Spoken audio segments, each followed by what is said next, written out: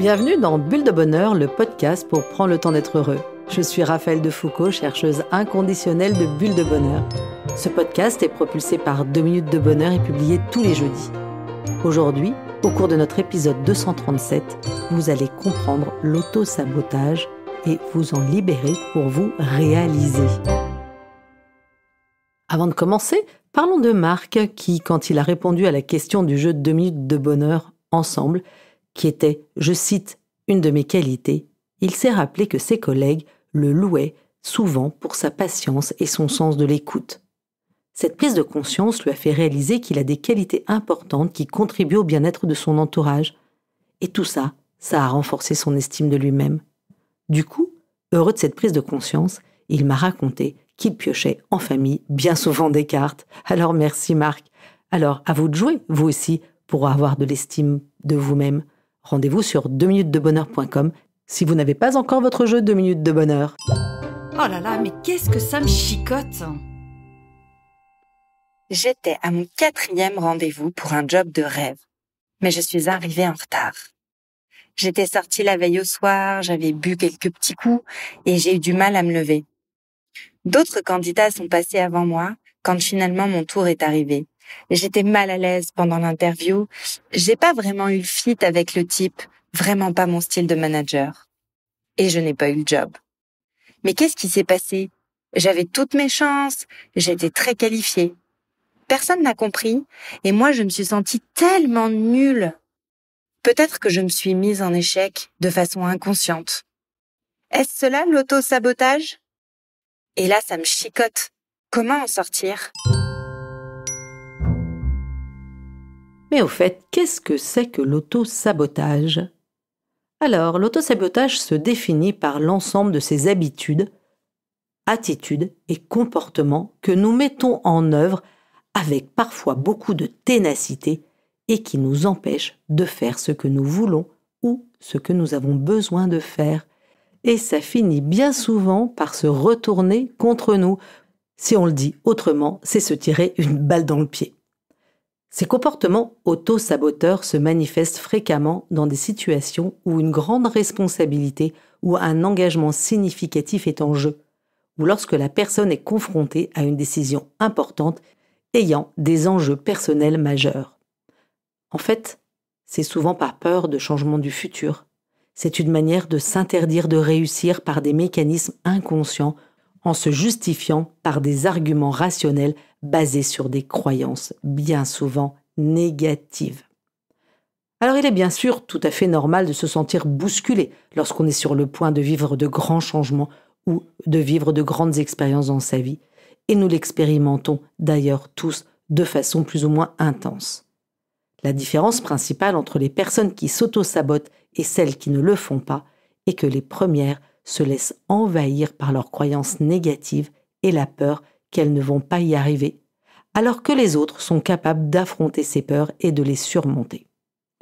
Alors les croyances négatives associées à l'auto-sabotage sont bien souvent la peur de se tromper, la peur de l'échec, la peur de ne pas être à la hauteur, le fait de se sentir un imposteur. Parfois même ce sont des personnes qui ont des attentes démesurées et qui se disent qu'elles ne méritent pas de réussir. Toutes ces croyances limitantes qui apparaissent de manière automatique prennent alors le contrôle sur la personne et ses comportements et ça interfère dans ses actions et ses possibilités d'évolution ou de succès. Il existe 3 types d'auto-sabotage. Le premier, l'art de commencer et de ne jamais finir. Dans ce cas, la personne démarre de nombreux projets et accepte divers défis, mais bien souvent elle les abandonne à mi-chemin ou en cours de route.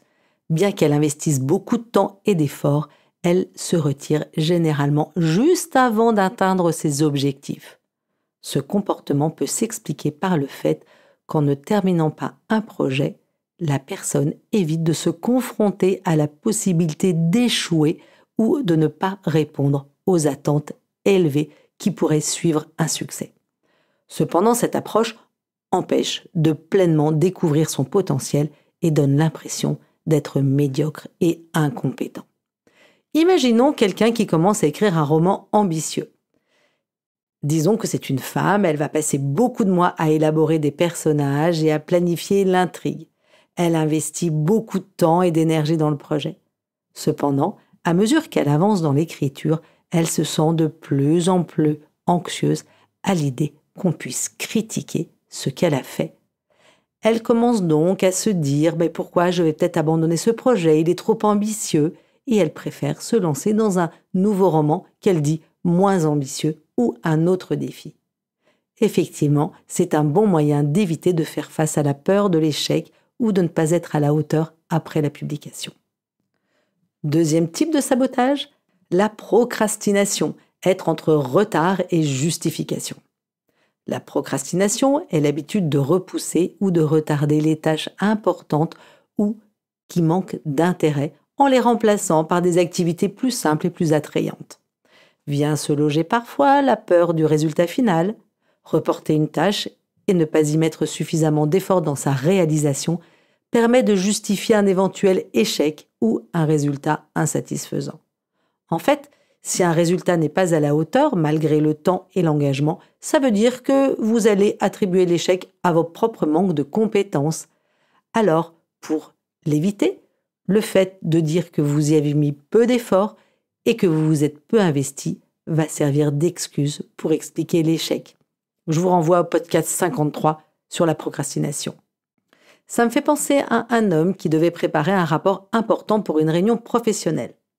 Au lieu de se mettre immédiatement au travail, il a choisi de passer du temps à organiser ses mails ou à nettoyer son bureau, en repoussant la rédaction du rapport. Il se trouve des excuses telles que le manque de temps ou des distractions inévitables. Finalement, si le rapport n'est pas aussi bon qu'il ne l'espérait, il pourra justifier l'échec par le manque de temps consacré à la tâche plutôt que par un manque de compétences ou de temps qu'il aurait voulu y mettre. Troisième type d'autosabotage, le perfectionnisme. Souvent, sous le couvert du perfectionnisme, vous cherchez à justifier votre inaction en vous cachant derrière plein de petites excuses. Deux scénarios peuvent se dessiner derrière ces excuses. Soit vous choisissez de ne pas agir du tout, estimant que vous ne pouvez pas tout faire parfaitement dès le départ, donc vous n'essayez même pas, ou alors vous évitez de finaliser le projet en vous enfermant dans des révisions ou modifications incessantes. Ça me fait penser à une jeune femme qui souhaitait lancer un blog de cuisine. Elle a passé des mois à rechercher des recettes, à perfectionner ses compétences en photographie et à étudier le design de sites web. Chaque fois qu'elle était prête à publier son premier article, elle trouvait un petit détail qu'elle jugeait encore imparfait, comme une mise en page qu'elle aimerait améliorer ou une photo qu'elle voudrait encore retoucher. Finalement, elle ne publiait rien, se disant que ce n'était pas encore assez parfait. Toutes ces attitudes-là, vous l'avez bien compris, sont souvent le signe d'une estime de soi un peu altérée. Ce qui est important de noter tout de même, c'est que l'autosabotage peut puiser ses sources dans notre passé. Un enfant dénigré, trop couvé, des parents trop protecteurs qui font croire à l'enfant qu'il n'est pas assez mature, pas assez capable, pas assez courageux, peut devenir fuyant dans la relation et il peut avoir une faible opinion de lui-même. Il se croit nul, sans valeur, il se dévalorise continuellement. Les autres sont mieux que lui. Tout ce qu'il fait, il ne le fait pas bien. Et il prend le rejet dont il souffre lui-même et il ne se sent pas digne d'être aimé. C'est sa faute s'il est rejeté. J'en parle longuement dans l'épisode 199 sur la blessure de rejet. Cette personne peut de ce fait s'auto-saboter. Elle se sent mal à l'aise devant les personnes qui lui trouvent de l'intérêt. Elle a du mal à comprendre qu'on puisse l'apprécier, voire même l'aimer. Elle se sent rejetée et lorsqu'elle est choisie, elle n'y croit pas et elle déclenche elle-même le rejet ou le sabotage qui la conduit à rejeter ou à être rejetée. Ces auto-sabotages se manifestent dans plein d'endroits de notre vie. D'abord dans notre vie professionnelle. Par exemple, j'ai travaillé fort pour un projet qui m'a été confié il y a 2 mois, mais j'ai aussi accepté en parallèle 2 autres dossiers à traiter. Résultat, je suis sous l'eau, j'ai trop de travail, je passe mon temps à faire des tableaux d'organisation et je n'arrive pas à terminer quoi que ce soit. Je suis déçue de moi, Je me sens incapable. Cela peut même aller jusqu'à me sentir comme un usurpateur dans une situation où on va penser que je ne mérite pas d'avoir et de traiter ces dossiers. Et là, je me remets en question, je questionne ma propre valeur. Allez donc réécouter le podcast sur le syndrome de l'imposteur, c'est le 132. Un autre exemple dans le monde professionnel. Si je travaille chez moi et que je n'arrive pas à me concentrer sur un dossier, alors je pars débarrasser le lave-vaisselle, je prends un rendez-vous chez le dermato, je vais me faire un deuxième café. Procrastiner est aussi une façon de s'auto-saboter, comme je le disais tout à l'heure, en reportant des tâches à accomplir et en faire d'autres plus faciles, mais moins utiles et sans doute moins importantes. Il peut y avoir l'auto-sabotage dans la vie personnelle. Je n'ai pas trop envie de m'intéresser à ce groupe d'amis que je viens de rencontrer parce que je n'apprécie pas certaines personnes. J'annule au dernier moment les propositions de sortie qu'on me propose et même je ne réponds pas aux messages. Et après ça, je me plains parce que je me sens seule. La pire relation que je puisse saboter, c'est la relation avec moi-même. L'auto-sabotage personnel peut aller loin, quelquefois jusqu'à une auto-punition, bien souvent inconsciente. J'évite de faire des choses qui me font plaisir, comme prendre une journée pour aller faire une marche au bord de la mer ou simplement aller manger une glace en terrasse. Et le sabotage en amour. Et je l'entends bien souvent, certains vont jusqu'à saboter leur relation de couple.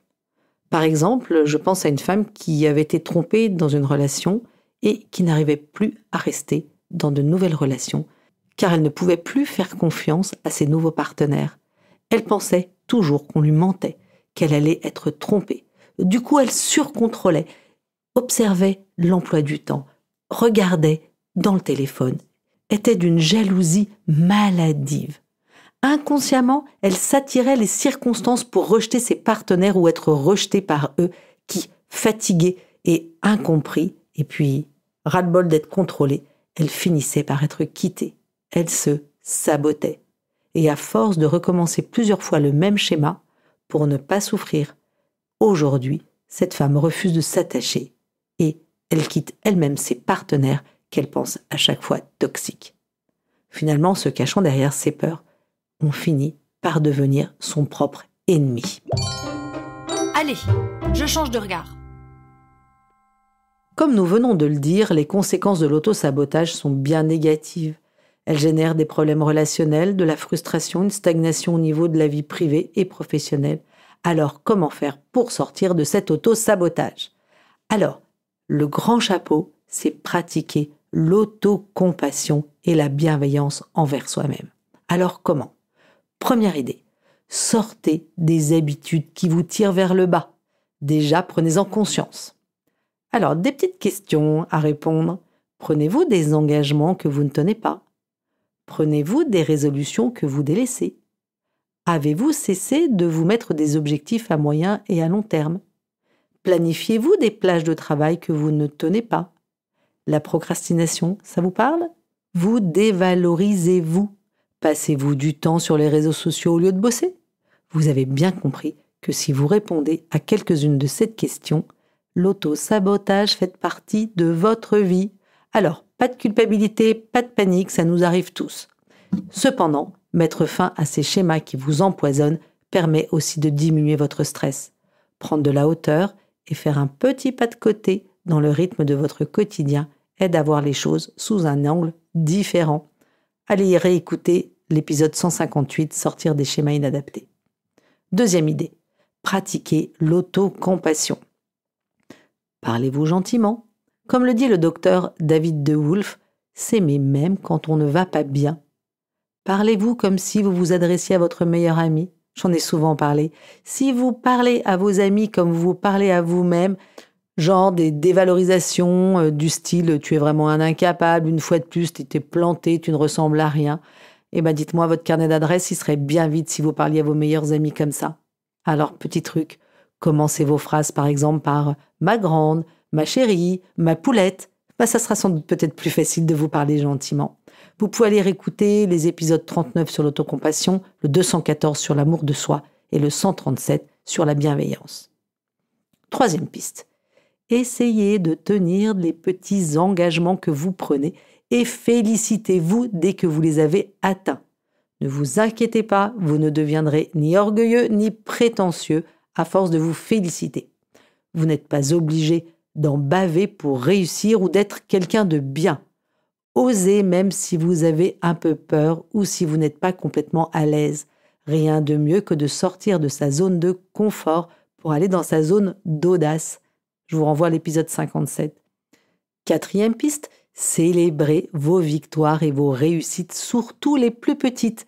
Arrêtez de rêver à la gloire des grandes victoires. Rappelez-vous la politique des petits pas. Une montagne est plus facile à déplacer quand on y va brouette par brouette. Pensez aussi à regarder derrière votre épaule pour apprécier le chemin que vous avez parcouru. C'est quelque chose qui m'aide beaucoup. Les jours où dans mon job je suis démoralisée parce que j'ai l'impression que rien n'avance, je me regarde, je me retourne et je me dis « Waouh Raphaël, t'es parti d'une page blanche. Aujourd'hui, il y a plus de 230 épisodes de Bulles de bonheur et là, ça me fait du bien. » Allez réécouter l'épisode 157. J'apprends à vivre avec mon image. 5e piste. Souvenez-vous de vos réussites et parlez-en autour de vous, surtout à ceux qui vous sont chers. Échangez autour d'émotions positives, dont la fierté, parce que ce sont des sources de nombreux bienfaits. Je vous renvoie pour voir notre épisode 234 sur les émotions positives. Et tout ça, c'est bon pour l'estime de soi. Alors bien sûr, également, si vous avez du mal à cesser de vous auto-saboter, n'hésitez pas à demander de l'aide à un thérapeute et à un professionnel pour vous aider à augmenter votre estime de vous-même parce que c'est assurément le premier pas à faire. Et hop, je me lance. En bref, si je résume, pour contrer l'auto-sabotage, 1. Stoppez vos croyances négatives. 2. Aimez-vous. Et 3. Félicitez-vous de vos petites réussites. À vous de jouer, chers auditeurs. La carte de 2 minutes de bonheur vous invite à vous féliciter et savourer votre dernière réussite, aussi petite soit-elle. Oui, il y en a sûrement une cette semaine. La petite mousse est américaine et nous vient de Jack Canfield, auteur américain très célèbre sur ses livres de développement personnel. Ne vous inquiétez pas des échecs, inquiétez-vous des chances que vous manquez quand vous n'essayez même pas. Avec Bulles de bonheur, prenez le temps d'être heureux. Merci pour votre écoute. Si vous avez aimé, dites-le nous avec 5 étoiles. Laissez vos commentaires et envoyez des bulles de bonheur à vos amis et partagez ce podcast. Inscrivez-vous à la newsletter en allant sur notre site 2 minutes de bonheur pour être notifié des prochains épisodes. C'est aussi très facile de nous trouver sur les réseaux sociaux, Facebook et Instagram. Il suffit de chercher 2 minutes de bonheur. Bulles de bonheur est propulsé par 2 minutes de bonheur, des outils pour créer du lien et prendre le temps d'être heureux.